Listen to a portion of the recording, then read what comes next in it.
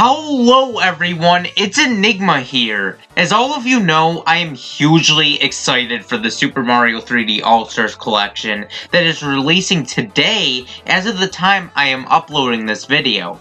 3D Mario games are some of my favorite video games of all time, and yada yada yada, you already know the whole spiel by now. However, today I kind of want to look at some of the many criticisms for this game, and basically make my own counterpoints against some of the complaints for this collection.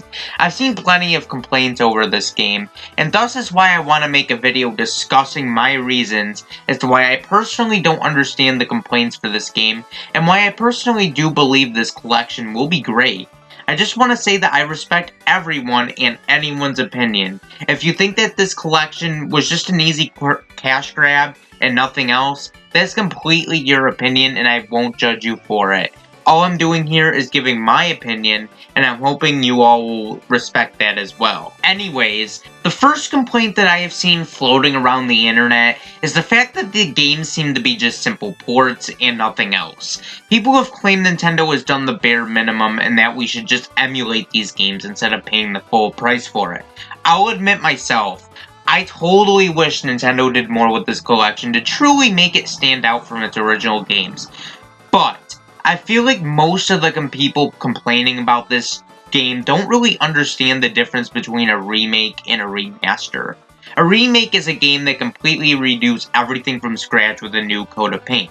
Examples of remakes are the Crash N. Sane Trilogy, Spyro Reignited Trilogy, and Super Mario 64 DS. Whereas a remaster is the same game as it's based on, but just enhanced for a better experience. And examples of a remaster is the Rare Replay Collection and Virtual Console.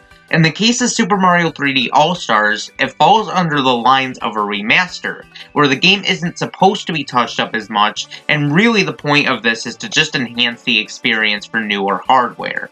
People have been comparing this collection to the Crash and Spyro trilogies, and I don't think they should be compared at all, given what I just said about remakes and remasters. What we do have, however, are three of the most critically acclaimed 3D platformers of all time, and even a music mode where you can listen to every single soundtrack from these games, which is incredibly exciting for me as someone who adores all the music from these games. Now, the next complaint I will be defending is the fact that the price point for this game is the full $60. Now, I do see where people are coming from for this complaint, and even myself am someone who opposes the idea of Nintendo selling their old Wii U games like Donkey Kong Country Tropical Freeze and Captain Toad Treasure Tracker the full $60. However, in this case, I actually do think this game is deserving of having the $60 price point, and here's why. These games are just simple ports, yes, but you need to think about when these games released. Given the fact that the Switch is a fairly new system, I'm assuming that the majority of the Switch's player base is new, and thus didn't grow up with the older Nintendo systems. Now let's do some research.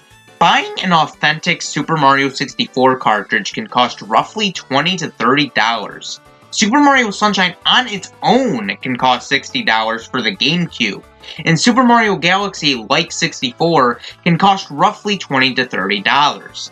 Now, doing a little math, adding up all these numbers rounds up to a whopping total of $100 to $120. You would need to buy these games separately. And if you think that is a lot already, you would also need to get the consoles to play these games on, since most of the Switch's player base most likely didn't grow up with these older systems. So let's go back to the drawing board. A Nintendo 64 costs roughly $150 to $200. A GameCube can cost roughly around $80 to $120, and a Wii can cost around $60 to $100. Adding up the amounts for the systems can lead to a total of $290 to $420. And combining both games and systems all together, get ready for this, can cost a whopping total of $390 to $540. Yeah, that's a lot of money you would need to spend. So the fact that this collection is only $60 is honestly quite generous to say the least. If you're someone who is complaining about the price for this game, you really need to do your research, because I would say this game most certainly deserves a full $60 price. The next complaint I hear is the fact that this game is apparently a limited release until March 2021, both digitally and physically. Which means if you don't purchase the game by that time frame, you won't have a chance to buy this collection at all. Now, I am not trying to excuse Nintendo from their actions. I think making this game available for a limited time is a scummy business decision, and it's just a dumb idea altogether. But I just want to point out that Super Mario All-Stars for the SNES and Wii were also both limited releases, so I'm not too sure why people are too worked up over this when the other All-Star games were the exact same way. Besides, my personal theory and belief with this is that I believe that this collection will be made available for a limited time, because I think Nintendo is going to release these games separately after the March 2021 deadline on the eShop for around $20. This would actually make sense, and I think a lot of less people would be mad if Nintendo did this. Nintendo also isn't the best when it comes to addressing concerns and being specific about things, so this wouldn't be the first time.